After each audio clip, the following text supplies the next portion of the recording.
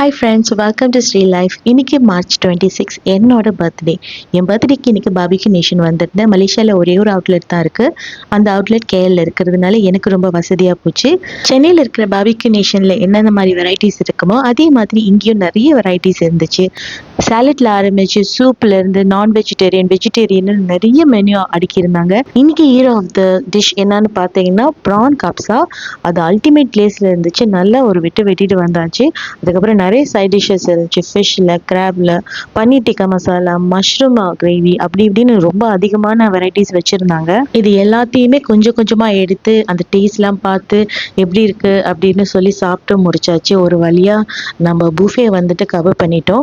அதுக்கப்புறம் போனோம்னா life counter இருந்துச்சு. அதுக்கப்புறம் ஸ்வீட் இருந்துச்சு, குலோப் ஜாமுன், மூங் தால் அல்வா, அதுக்கப்புறம் shahi tukda. Shahi tukda is the best and அல்டிமேட்டாங்க.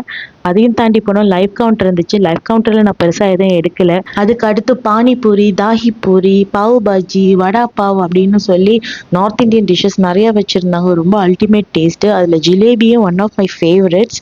இது எல்லாம் சாப்பிட்டு முடிச்சுட்டு கடைசியாக டெசர்ட்ஸோட என்னோட பர்த்டே செலிப்ரேஷன் முடிஞ்சிச்சு.